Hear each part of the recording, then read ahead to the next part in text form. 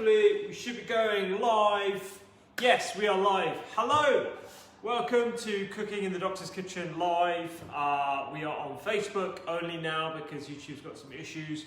But today, and if you're here for the first time, hello, my name is Dr. Rupi. I'm a medical doctor. I'm studying for a master's in nutritional medicine. I work in the NHS and I'm a firm believer in what you choose to put in your plate being one of the most important health interventions that anyone can make. And my aim for January 2021 is to teach you the 3-2-1 formula. What is 3-2-1? 3 portions of fruit and vegetables, nuts and seeds per person, 2 servings per recipe, all using 1 pan. It is key to health. It is key to getting much more nutrition into your diet on a daily basis without too much washing up. Today we're going to be doing Ital vegetables with a spicy almond sauce, but aside from the, I'm going to pull up my thing here so I can actually see you guys' comments and stuff. Aside from the fact that I've completely revamped the recipe to use completely different ingredients to the ones that I posted online, it is very versatile. So whatever vegetables you've got, honestly, you can use them because I'm about to show you how I'm going to do that myself as well. So from the recipe that you got, if you're a newsletter subscriber, you get the recipes in advance of the live cook-along, so do sign up at thedoctorskitchen.com. I put down red peppers, sweet corn, and what was the other thing I put in? Spinach as well, which I'm going to be using. But this is and red onion as well. I'm using white. But you can use this with whatever vegetables that you've got in your fridge or leftovers or whatever. First thing you want to do if you are cooking along, and if you are cooking along, please let me know and I can answer your questions along the way if you've got any issues. Turn your oven on to around 180 degrees centigrade. If your oven runs quite hot, then just do it a little bit lower. If it runs quite low, then put it up to 200. Everyone kind of knows their own oven, but a secret that I don't think a lot of people realize is that everyone's oven runs slightly differently. So you need to almost titrate the different temperatures according to what your oven is usually like. If you usually find that your oven needs a little bit longer, you might need to whack up the temperature a bit. But fan assisted 180 degrees centigrade is the oven temperature one, and mine's already preheating right now. So what I found in my fridge that I want to get rid of in the spirit of not wasting anything, I've got a white onion instead of a red onion. I've got some celery that's going to turn off otherwise if I don't use it, but this will be perfect. I'm going to use just the stem of a piece of broccoli. So I'm going to cut off the stem. I'm going to use the florets in a completely different dish later on in the week. And I'm going to chop this bit that usually gets thrown away, which is full of absolutely fantastic nutrition, lots of different types of fibers, phytonutrients that come from the brassica vegetable that concentrate in the stem as well. You want to keep those as much as possible. And along the same brassica line, we've got some red cabbage. I'm not going to use all of this. This is quite a big bit of red cabbage, but this is going to work absolutely fine. The spices I'm going to use are going to be the same. So I'm going to get along with chopping this all up. And yes, I can see people. Oh, I need to turn that down. Great. Erica asked how I'm feeling from South Africa. I am feeling great, thank you very much. I did have the virus a couple of weeks ago. Now I'm feeling a lot better. I'm actually out of isolation as of today, which is great. I can go and get some vitamin D outside, which is probably the worst bit about isolation for me, aside from the crushing symptoms, obviously. The worst bit was just not being able to go outside, which is a bit annoying. I'm just going to chop off some of the gnarly bits from my broccoli stem. But if you're using the red pepper, a nice little tip is to punch in the stem of the red pepper, take the green stem out and put that into the compost, and then tap out the seeds afterwards. Whether you're using a green or an orange or a red pepper, doesn't really matter, but use that technique, and that way you're using as much as possible, because otherwise there are other ways in which you can take the stem out, but you lose a lot of the actual product, and we want to use as much as we can. Because if you've been watching my BBC iPlayer show, Thrifty Cooking in the Doctor's Kitchen and Cooking in the Doctor's Kitchen, we are all about low waste, and we want to make sure that we're using maximum amount of nutrition when it comes to all the different veggies as well. Brilliant. So, oh wow, I've got loads of questions. Linda, thanks to Linda. I know I'm looking forward to it too. Hi Annette. Amanda's back again. Brilliant. Using some sweet potato and cabbage. Fantastic. That is a great idea. And it will only take about 15 minutes using these types of veggies. The only veggie that I probably wouldn't use in a recipe like this would be types of mushrooms. And the reason why is because you want to dry out the mushroom before you add the spices because they release a lot of water. So any watery vegetables like spinach or chard, I probably wouldn't do in this way because you almost need to put it blind into the oven, take it out, and then add your spices and oil, which will soak it up, and then you put it back in. But yeah, that's what I would do. So if you're at home and you're using the red peppers, just slice them very finely. With the broccoli stems that I'm using here, I'm just going to do it into about 2 centimeter cube or so, just so they're about this size here.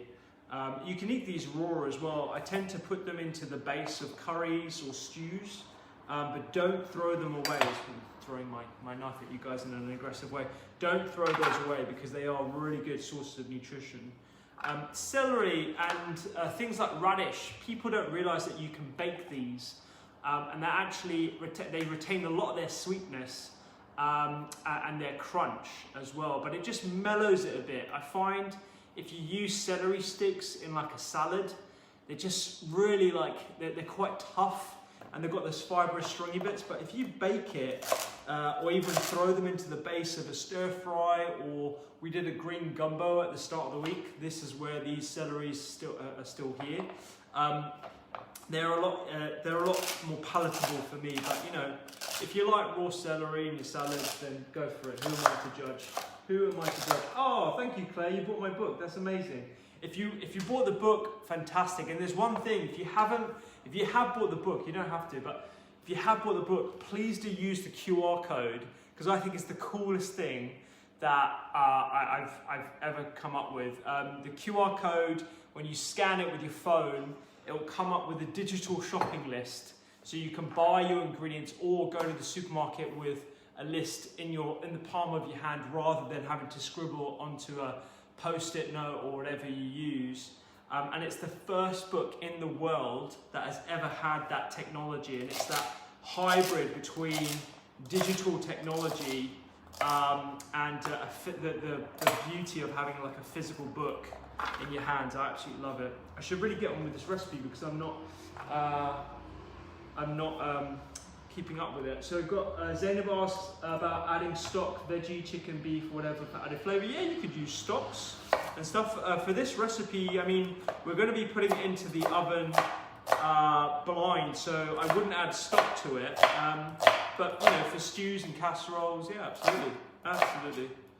And there's some really good sort of veggie stocks out there for convenience. I try to make my own stocks where possible, but it's not always possible. So with the onion, I'm just going down, so we've got like little quarter moons here, and those are going to go in. Pop these in here.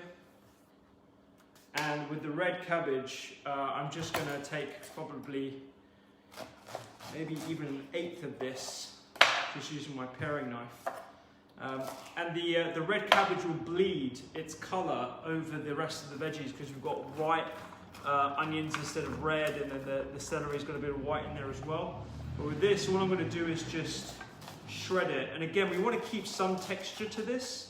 We don't want it to be, you know, all leaking water or anything like that. So we're not going to put it into the oven for too long. But I'm a really big fan of just throwing in red cabbage wherever possible. But the best way I find to cook it is to just to finely slice it and then throw it through, almost in the same way you would use the spinach right at the end. That way it keeps a lot of its texture and you retain a lot of the nutrition from it. I'm going to use a little bit more of this as I've got more. And this red cabbage is sort of indestructible in the fridge. It just sort of never really goes off for me. I'll just rip this in.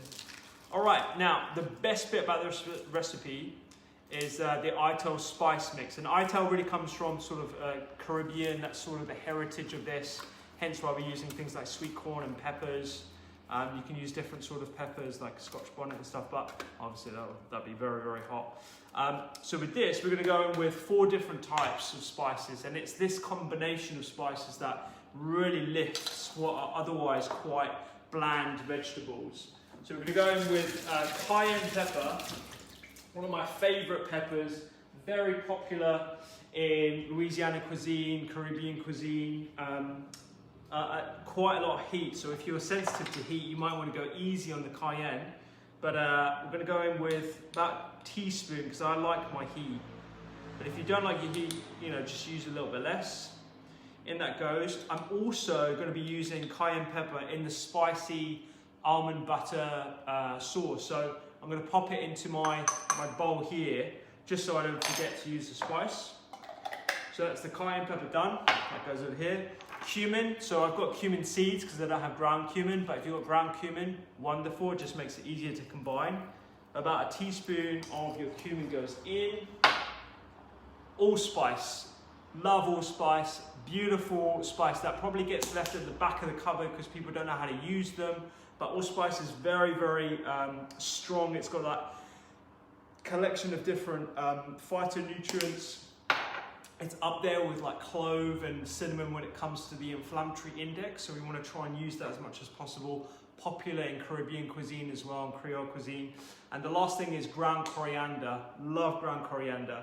I do like getting the seeds themselves and then blending them, because that way you actually retain a lot of the nutrition, because you're not exposing that seed to the air, and then it oxidizes it and then it reduces its nutrient profile. So where possible, I tend to buy spices in their seed form rather than seasoning here as well, rather than their ground form, because it's just a way of retaining a lot more of the nutrient profile.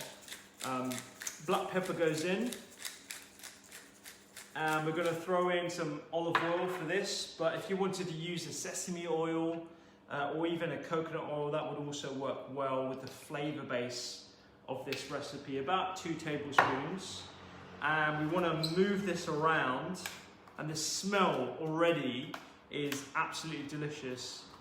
And honestly, the key to making the best use of your leftovers is spice, and just learning a few different spice blends and mixes is just a really powerful way of heightening the flavor as well as the function of your food. And I'm always about flavor as well as function. If you're at home, say it to yourself, flavor as well as function. I hope you're saying it. Okay, so this goes into the oven. 15 minutes is all it takes, or thereabouts, until it gets a little bit charred on the outside. That's the way we want it, but it's still a little bit crunchy. So this is what mine looks like. It's flavorful. It's got the celery there. We're making the best use of our leftover ingredients. And then we're going to make our spicy sauce. Now,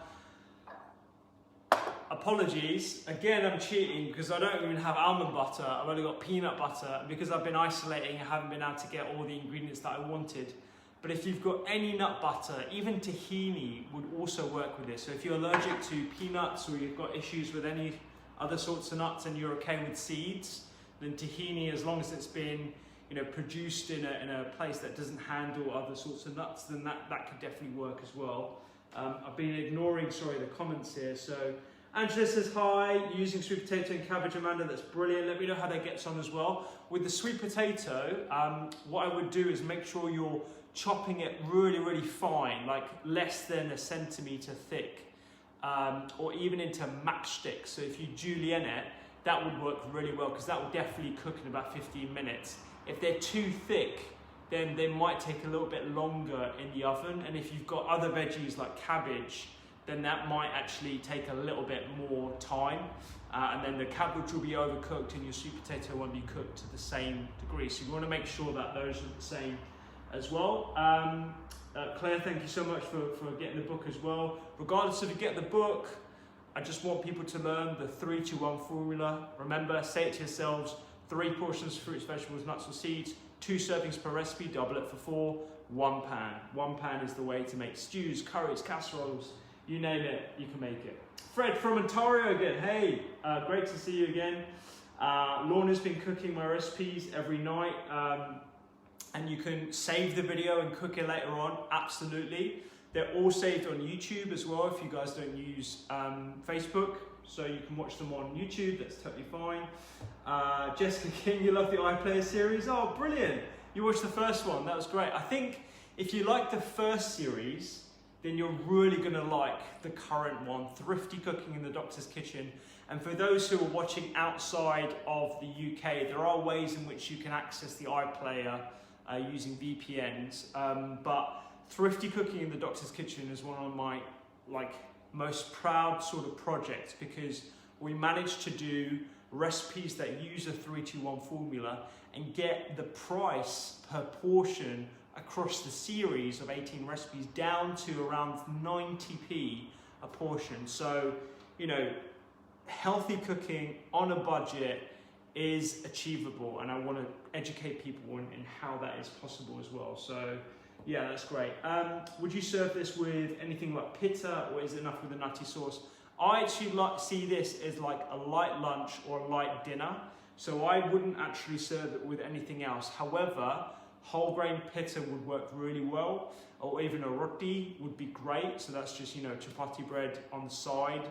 That would work really well. So a roti, like a Caribbean cuisine also use rotis as well. So that would work really well with this. I'm gonna get all the sauce in a second, I promise you guys, if you guys are waiting. Gwendoline from France, that's brilliant. And Yaseline is cooking tonight, brilliant. And there's definitely no mushrooms, that's great. Can I recommend an alternative for the sauce that doesn't include nuts or seeds because you're allergic to both? That's Sunil.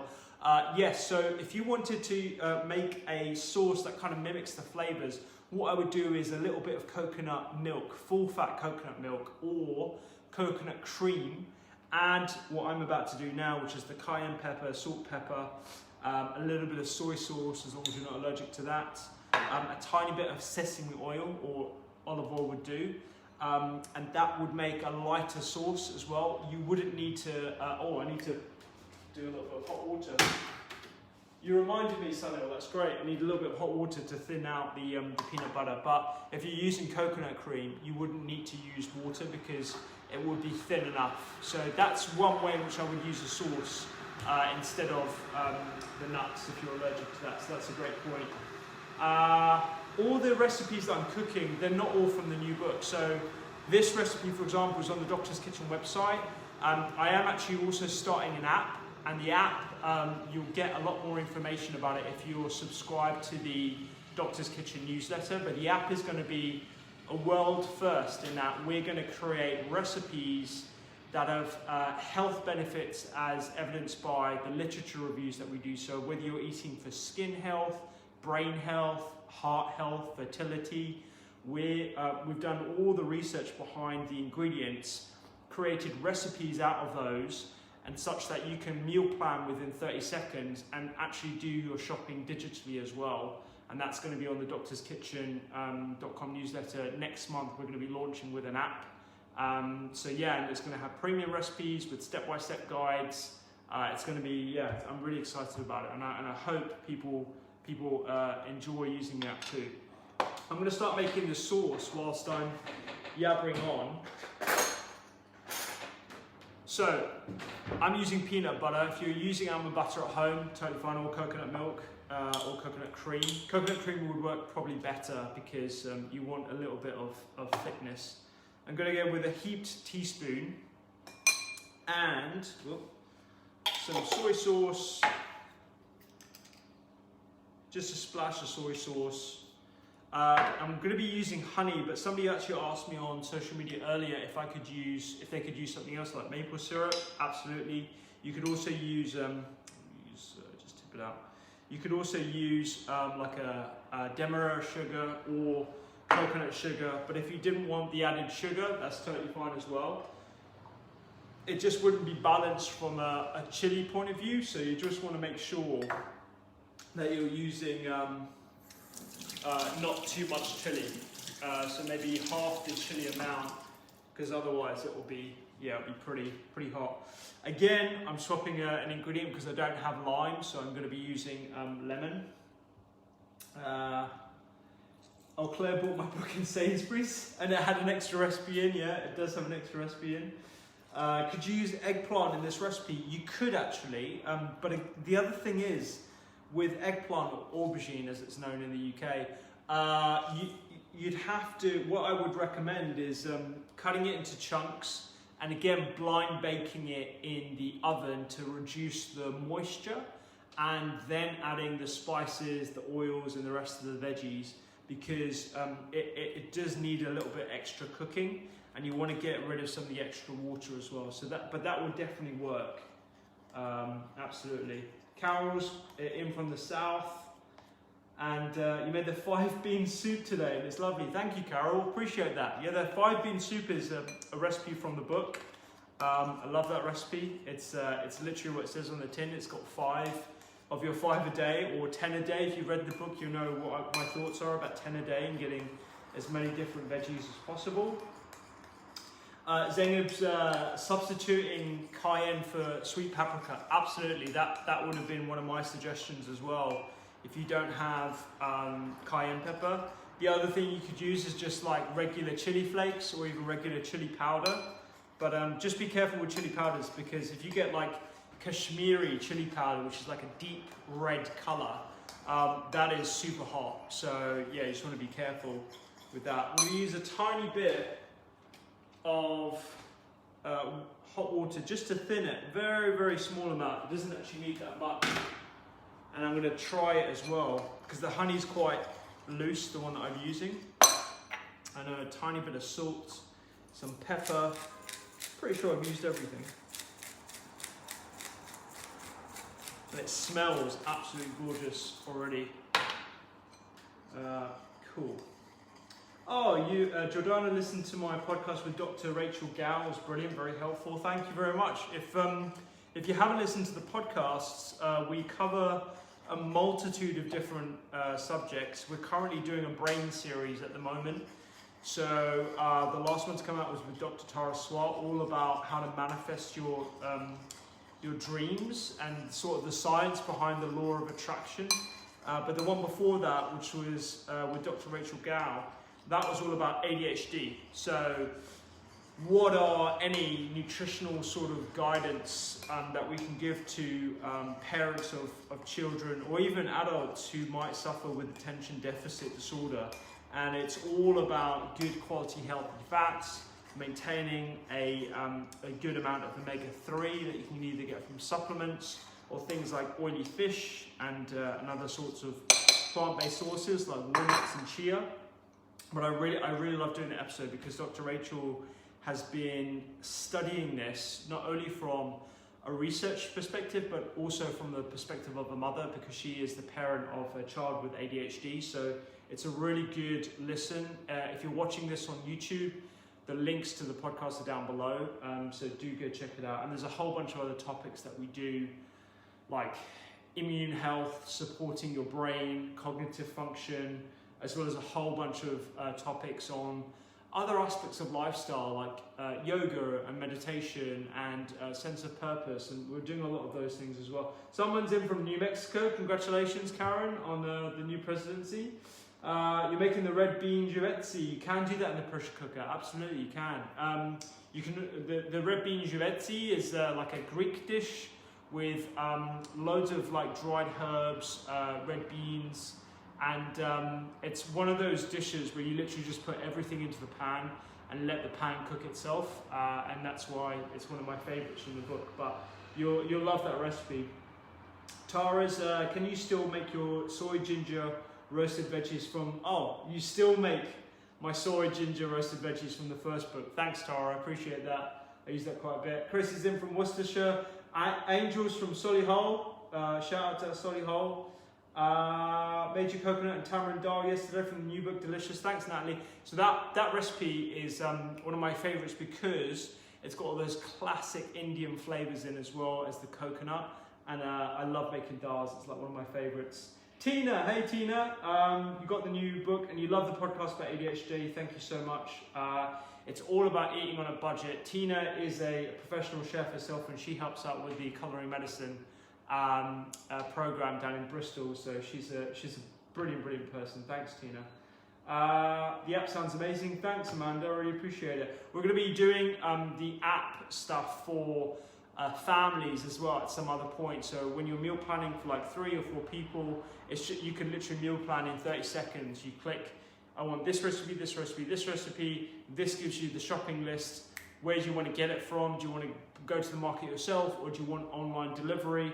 And then you get your ingredients. So it's going to be the convenience of a meal kit at the price of a normal supermarket shop. That is the aim, and we want to try and make it easy as possible and easy for people to achieve Doctor's Kitchen meals every single day. That is the goal. And eating for certain health goals as well, whether that be skin or brain or whatever your goals are.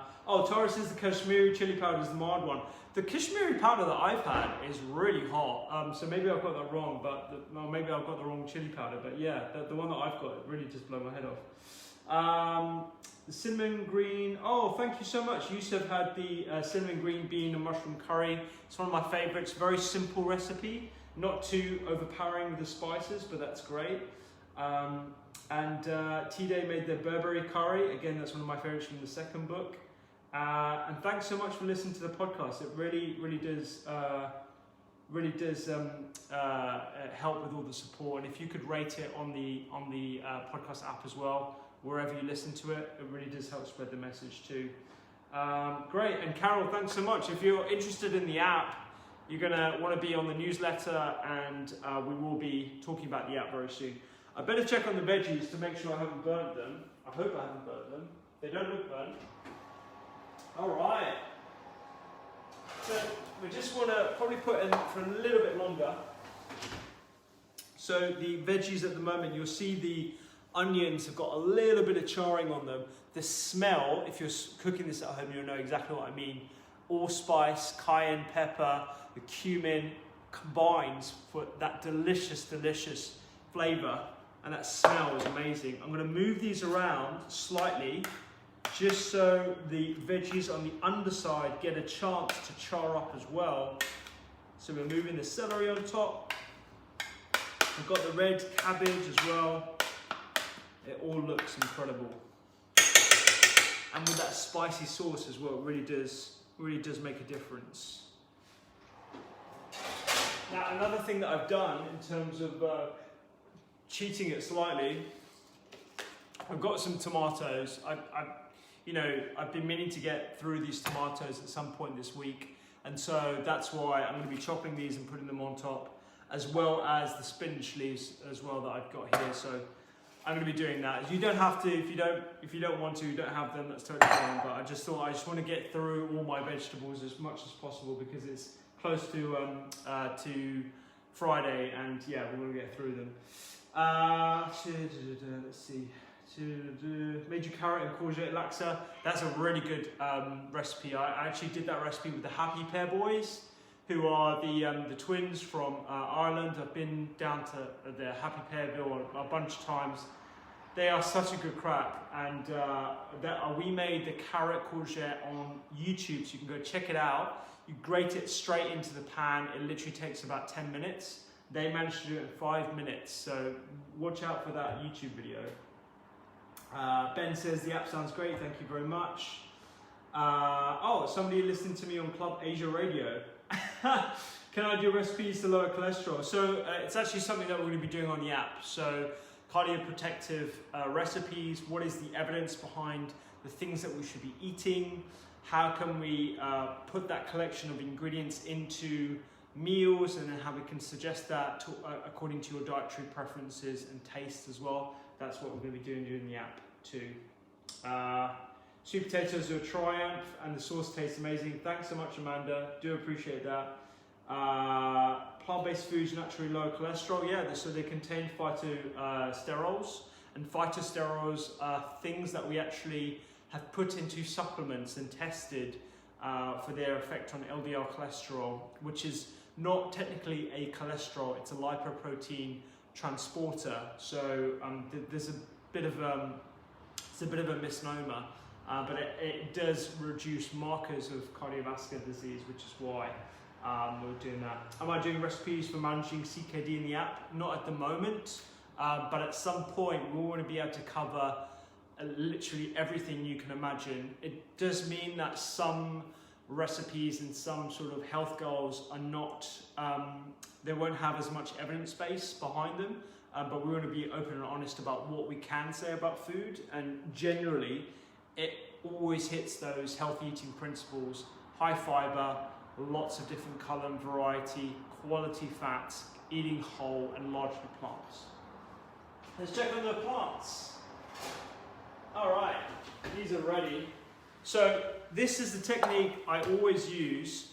It's throwing in your leaves into your tray and mixing it around and allowing the residual heat of the veggies to sort of slightly wilt your spinach. One thing I forgot to do, and I've just realised, is to roughly chop the spinach because I got carried away with chatting to you guys. So it's probably going to take a little while to wilt. So what I will do is I put this back in the oven, even though it's off, and that oven should hopefully wilt the leaves slightly such that it will look Instagrammable. And then I'm going to throw my baby tomatoes on top of this too. And then I won't throw the sauce through it, I'll just serve it on the side, but you can do that with the sauce, it works absolutely fine. So I'm going to pop this back in the oven so it actually wilts a little bit, because there's just big leaves everywhere now and you can't even see my veggies. Okay, let's pop that in there, and I can answer some more of your questions at the same time. This will probably only take about 60 seconds or so. Let's see. Waiting for the signs of char. Yeah, it might depending on your oven, it might take a little bit longer. Mine was perfect. The white onions have got a little bit of char on them, so that's perfect. Linda, I didn't say when the apple will be available. It's hopefully going to be February this year, i.e. next month.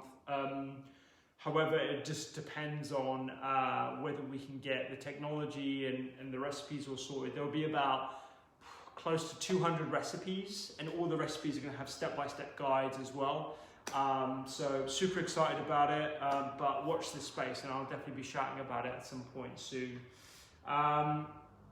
Angel's sister in Guildford got the book. I'm making the herb walnut crusted fish. I love that recipe. I made that a couple of weeks ago, and the video for that is on YouTube.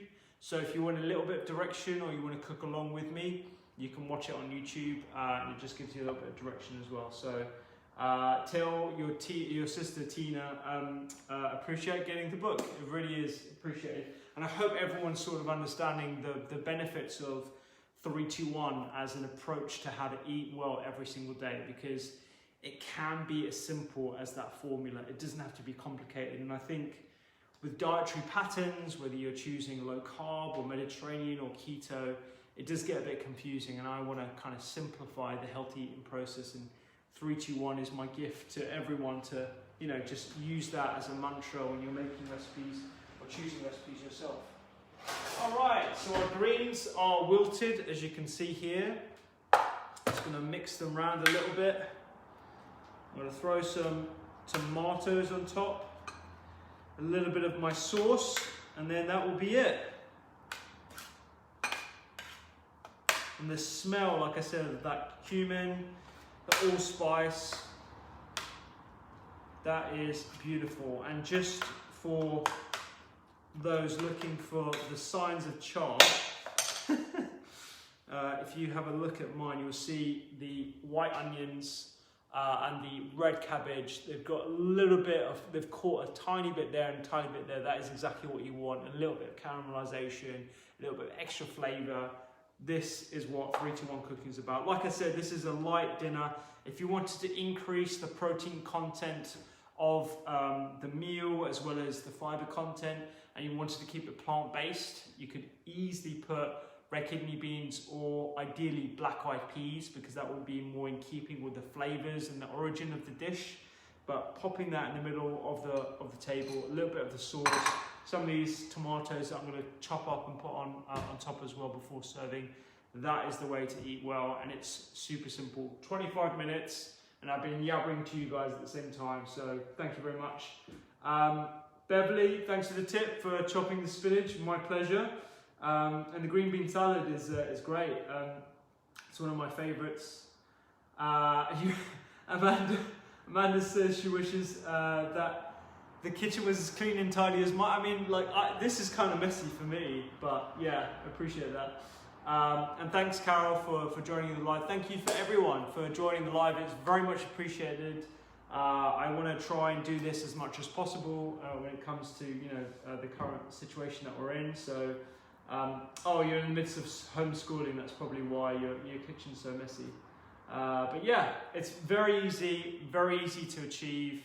I hope you enjoyed watching, and if you have any suggestions of recipes that you want me to make or things that you need help with, then just let me know and I will try and do it. The book 321 is out at the moment. Regardless of whether you could get the book or not, just remember the 321 formula and it will put you in good health going forward. Thanks so much, guys. I'll put this on YouTube afterwards, and have a fantastic, safe evening. I'll see you here tomorrow, 6 p.m, Monday to Friday, throughout the whole January.